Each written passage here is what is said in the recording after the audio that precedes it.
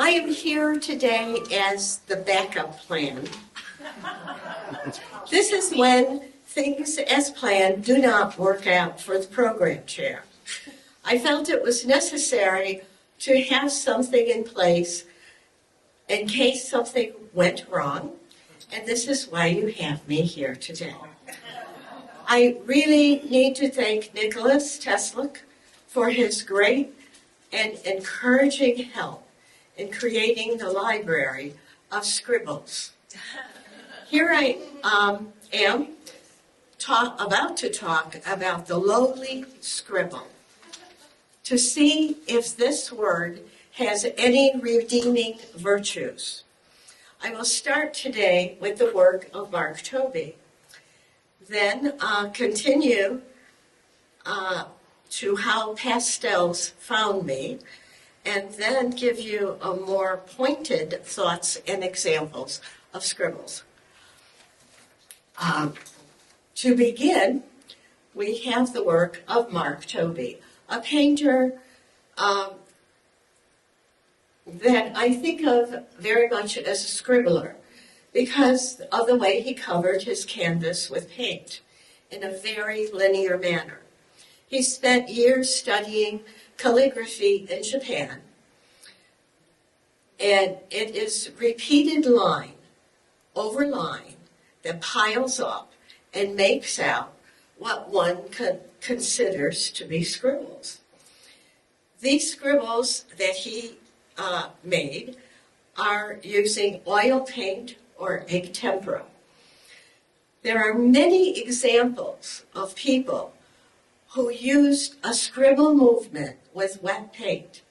I will not go there because I will be concerned only with pastel scribbles from this point. But one more example of Mark Tobey's. He was an artist who worked in the Seattle area, but also had a lot of followings on the East Coast with various schools of art that were developing at his time. I've forgotten his dates, but he was died in 1974, so you kind of can know the across the board. He was what he was. To digress a bit, I will speak about my early connection with pastels and my life with designing and weaving of tapestry. So it's not all scribbles. Painting in Taos with a box of Rembrandts. These were purchased after I took a watercolor workshop at the Carrizo Art Center in Ruidoso. In the room next door to my course was a pastel workshop given by Ben Konis. All the students had boxes of Rembrandt pastels. He made his students remove the paper, crack the pastels in two, and I had never seen anything like this in my life. He was an amazing teacher, and they really did work on still life. And so it was a very different kind of introduction because it wasn't anything I signed up for. But as soon as I could, I bought my own box, and that was 41 years ago. It's 41 years ago because I can tie it to our wedding anniversary easily. At first, I used the hood of the car to do plein air, and also, if weather was bad, I painted inside the car. I didn't even think about an easel. I would return home from New Mexico yearly filled with ideas and try to translate what I thought of as landforms into tapestries. These were often 4 feet by 4 feet or larger. Excuse me, my designs showed the above ground and the below ground. I could use similar designs to create several different tapestries, changing the design slightly, changing the color elements. And the design structures of curves and triangles work very well within the structure of a warp and weft, because the warp goes this way and the weft goes this way. And when creating this talk, it was a huge discovery for me to see just how many tapestries I designed and wove and sold throughout the 52 years of doing this. And I was really surprised. Most of the images are all in slide form, and I have a machine, but I don't think it's very good, to translate the slides into computer items. So this is one of the things that is from a slide, and I don't think of it as being a very happy image. Using linear design patterns all started from many, many, many drawings.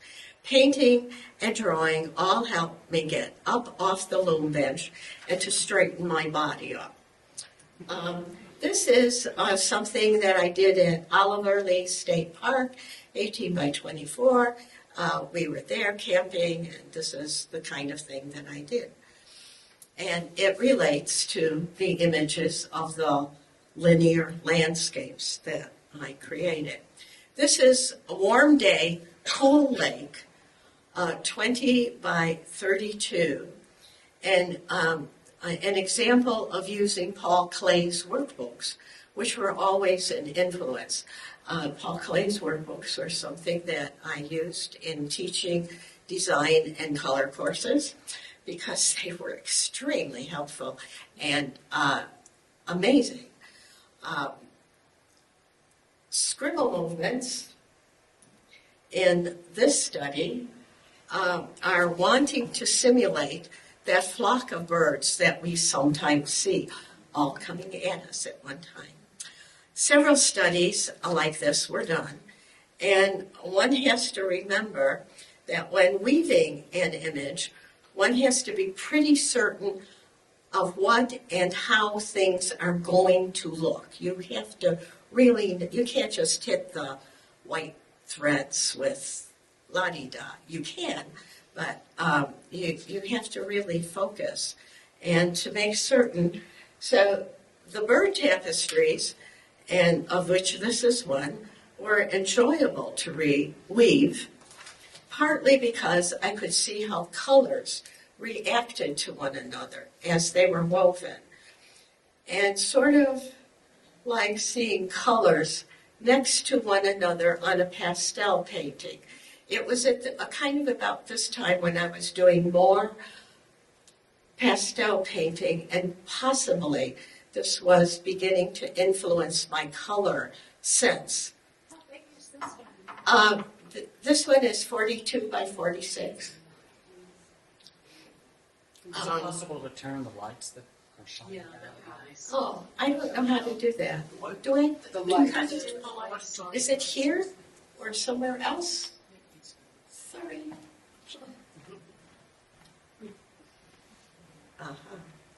See, it's a black panel. I had no idea what this was. House. So you really have to be, when you're weaving, and I have hit the loom with little or no idea of what in the world I was going to do, because you have to experiment. And the pieces, because you know have some knowledge, you know kind of where you're going, but It's much better to have it all planned out if you really want to have a successful work. So these are scribbles of yarns. Often the yarns have to be dyed. The colors are all variations on indigo and madder. So this is like timing different yarn baths, 3 minutes, 10 minutes, 20 minutes, and using just the two colors, I was able to get a myriad of, and this is a kind of a bizarre piece, but I had to do it. It's fantastic. What's the size on that one?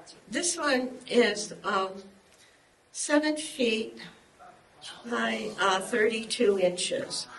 I call it Revelation.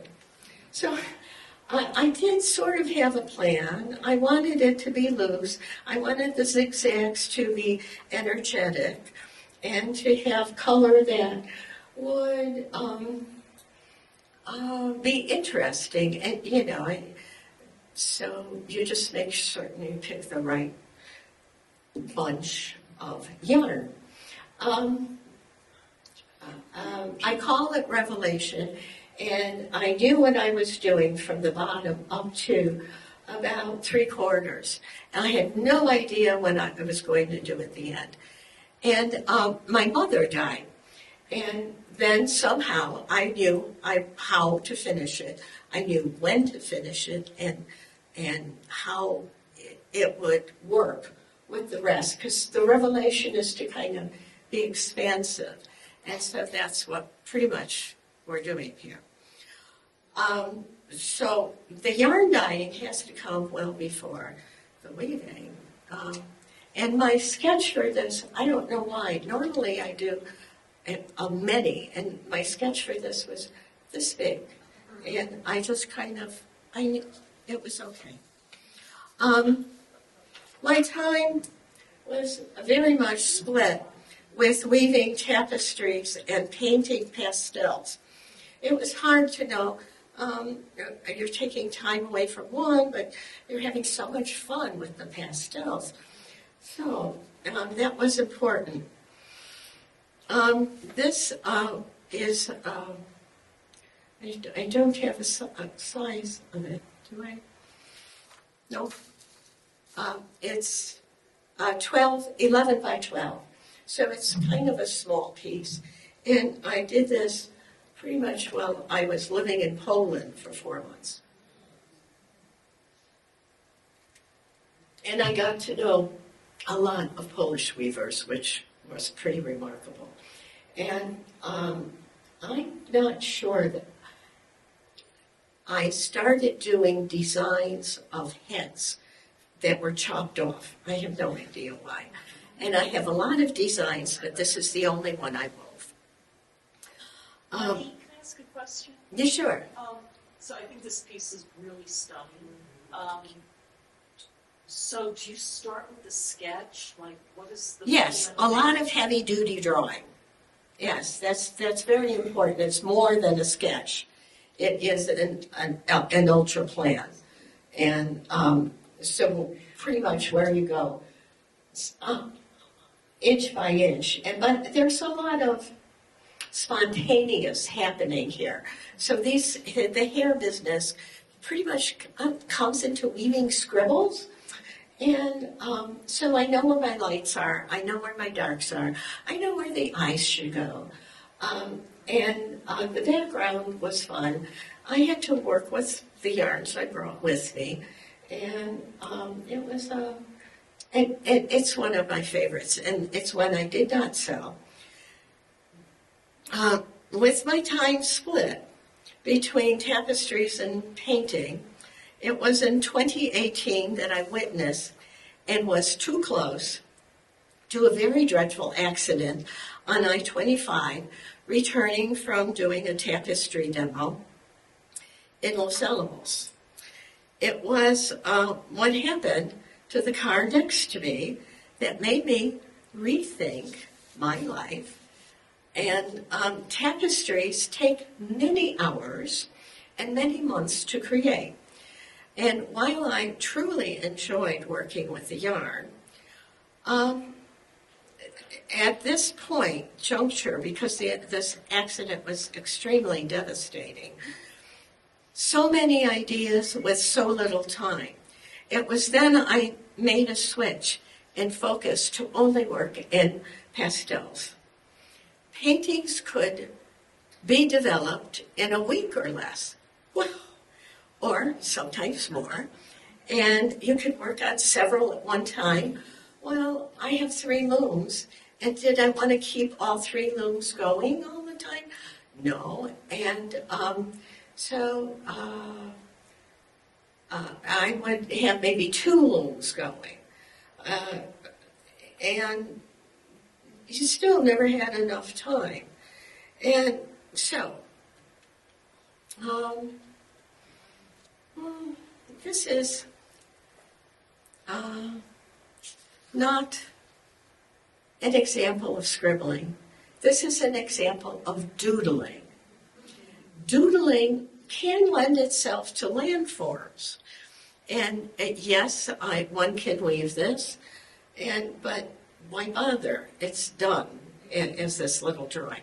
This was an example of something I used to give to my first year students in art in high school. And it was a fun project where they really focused. And it gave them an idea of, well, I can do this. I had rules. You had to have rules. Use this pen, use this paper. Things can touch in certain areas, but you can't, well, I won't go into that. But it's all rule driven, and it was a very good teaching element. Let me move on. These are doodlings, any piece of paper, and this is, of course, a value scale given with scribbles. This is a painting I completed using the scribble movement. The color moves. It is not a perfect portrait of flowers. The flowers appear in motion. Maybe blown by the wind, maybe not. They are a static element, and it's about 20 by 20 around there. And this is a work by a friend. Her name is Dorothea Builder, who created a series of paintings that were about grief. And she lost someone at this particular time. She did 50 of these, of which I only have this one example. This was from the 1970s. So my life was kind of open to scribbles. And this is just using scribbles on a piece of paper, using the same movement over and over. This is 18 by 24. This is a student work, and it's pretty much okay. That works out. This is Toby Clement's wonderful mark making and free color exchanges with her water lilies. She and I had a conversation about this, and she related that she made her own vocabulary when she was teaching, and words like smirsh and mursh, and she was very specific about this, so it was kind of nice of me to be able to share some of that with you, because her work is terrific with mark making. And it's great that we have her as a workshop leader. This is a work of Fabien Pei, and he paints a beard that's just filled with scribbles. This is all pastels. The energy of the mark shows movement, but also expands on the feeling about the beard. It is not perfect, and it's this movement, and Now, Fa Bang Pei is a Chinese artist whose pastel works has received more than one gold ribbon at competitions. I found this work, and it's the work of Ruth Omlin. I found her work at the Dulce Coffee House in Santa Fe.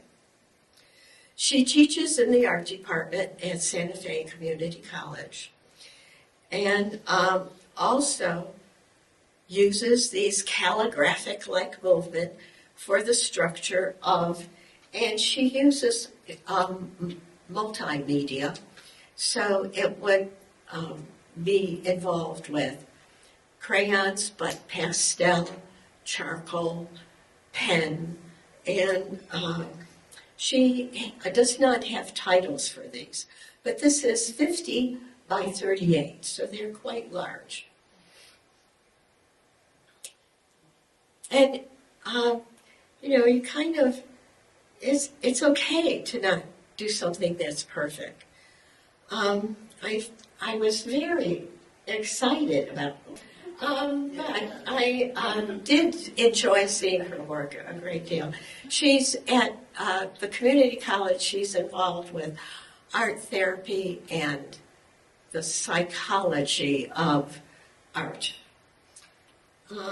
This is the work of Nancy Freeman, and she is living in the D.C. area. These are, when I saw this is just a scribble work of pure joy of color. And I just found it to be exciting. This is not representative of all of her work. And as she is an app designer for pastel painters. And I don't know very much about apps, so that's about the extent of my knowledge with apps. But her work can be very realistic, but yet she enjoys using the pastels. And one thing she said was, well, I bought my box of 40 and then I bought more. And now I have more pastels than I can ever possibly use. So I think that it's indicative of something that's going around. So this is a portrait, and I don't know if she's involved in IS or not, but she is someone who should be if she isn't. Lynn Aselta sends out every week a newsletter, and many of you might get them. And this particular work is 5 inches by 5 inches. And it's this wonderful movement of the line that enhances the color that's put down and the swashes that are there. And it's about scribbling, and it's about not carrying, the energy of the mark carries the idea of the work, of what she's painting. And her newsletter every week always comes with a painting of varying sizes and varying techniques. But I found these to be perfect for this talk. This is also Lynn Aselta, and again, 5 by 5. So, I think it's kind of just exciting to see something happen in a 5 by 5, 6 by 6, 10 by 10, just making marks. Perhaps many of you do that. This is our very own Susan Roden. Susan creates elegant movements that impart energy. You can feel the energy of the plants and the color and in the walkway and zigzagging this way, that way. But the walkway movements also connect with the movements of the marks for the plants that she's putting down. It all makes visual sense. I threw, yes, this is one of mine. And the scribble movements are throughout the clouds. It's kind of like just seeing, and how many times did I do the clouds in that painting? Oops, quite a few. I'd wipe it out, and it wasn't what I wanted, and I put it back in, and making sure that it was what I intended somewhere. But if it wasn't what I wanted, it's fine. Wiping out is what I do. So this is to see if you're awake. Is this a pastel? No. This is Ai Weiwei. And he's a Chinese dissident artist. And he's very interesting to read about. Somehow, in my head, when I walked into this room, the stools became translated to me as a very three-dimensional scribble. Scribble movements done with wood. And I tried to look for the title of this piece. And this is from the Venice Biennale in 2018. And his work is very pointed, and it always has a reason. It's not for anything, just on a whim. He's very political as an artist. So, this is Mountain Madness, something I did, scribbling. And sometimes when I do not know what to do and I want to paint, but I don't want to go with this photograph. I don't want to go with this drawing. I don't want to do that, but I want to do something. So it's a matter of seeing how colors work. And do I ever use fuchsia, red, and chartreuse in a painting? No, not very often. And the intense blue. And as this thing grew, it became this Mountain Madness. And which is kind of in color form, reminiscent of that head that was chopped off that you saw earlier. So that color sense is in me, but it's not in this photograph of the landscape that I think I want to do. It's a matter of freedom and just saying, who cares? It doesn't make any difference. And I was doing these, and a friend of mine saw these in the studio, and she says, well, have you entered any of these? I said, no. And so I didn't, and oops, when I did, I was very surprised. But it's putting odd colors together. Another thing I do is to block off a large page of 5 by 5 by 5 by 5 with tape, and then to keep drawing keep painting with pastels, and maybe taking that photograph and using different colors. And one of the results is I did a show at a coffee house in El Dorado, and they sold very well, and I was really surprised, and I think I was heartened by people saying, well, yeah, and were they expensive? Because they were all 5 by 5. maybe 5 by 6, 5 by 7, not much larger than that. But I was very happy with the results. So I do have another Mountain Madness working for me, and at home, and it's not quite anywhere as yet to show. So this is ending here with coming or going. The layers are a lot, and this is the one piece that was in the studio, and that I was asked, well, have you done anything with it? I said, no, it was kind of sitting there unframed. And she said, well, enter it, try and see what. And so that's how this kind of thing became more public.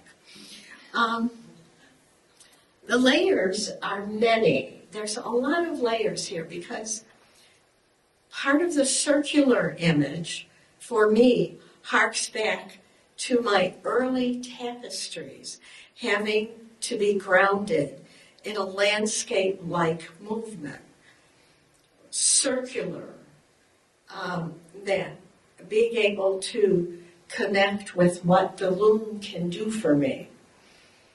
The many layers of pastel are achieved by putting down layers of Golden's fine art, fine pumice, gesso, over colors. If something didn't feel like it worked right, I just put more gesso over it, plain, clear-ish, and then painted on top of that. And I would do that again and again.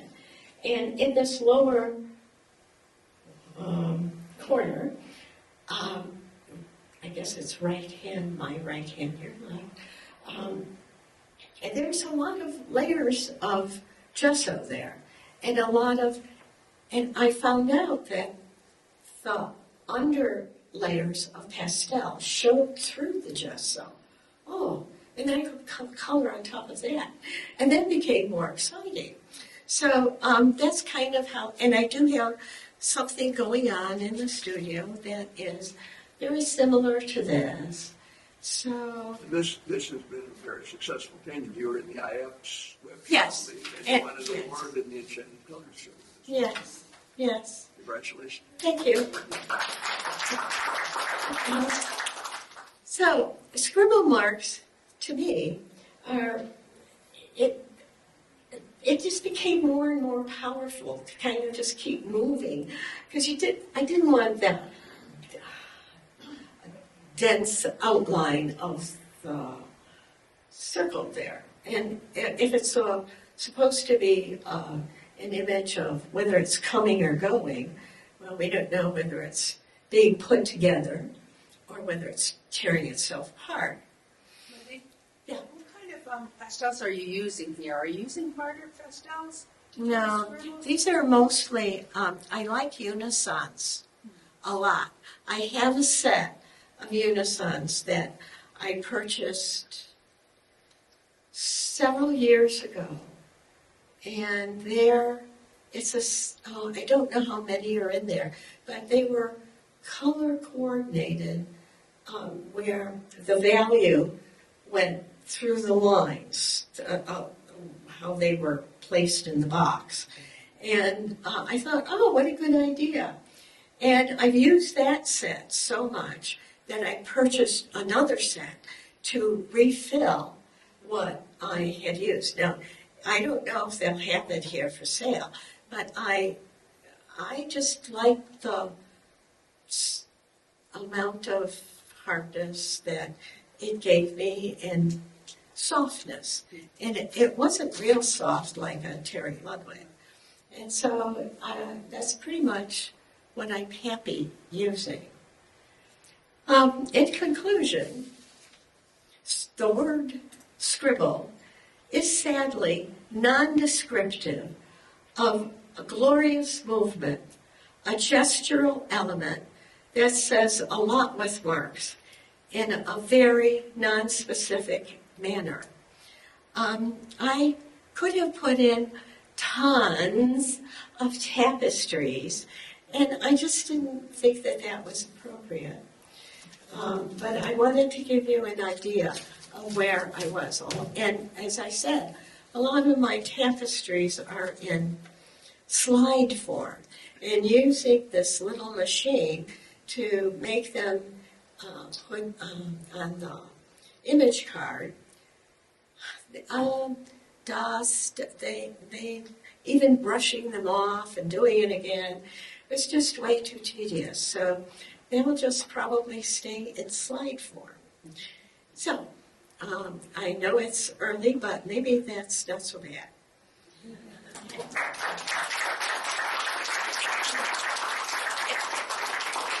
I'll never think of scribbles the same way. Good. That is my intent, truly, because it's something that you can use just to be away from what you normally do or what you think you normally do, and to just try something different. And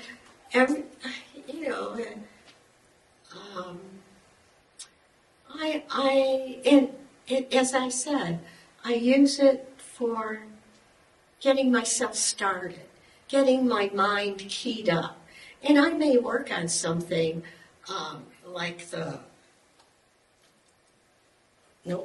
Mountain Madness. No. There we go. I may work on something like this for a couple or 3 days, set it aside, and then start doing something that I think is more serious. But then I might go back to it and add more. It's one way to think about what it is you can do with pastels. There's certainly as this is not to say this is the way anybody should work, but it's a possibility, and it's fun, and you just do what you can. Yes. You still have your looms? I do. My looms, Dwayne won't let me sell them. I think when he met me, he thought I was this Penelope who had to leave until Odysseus came home.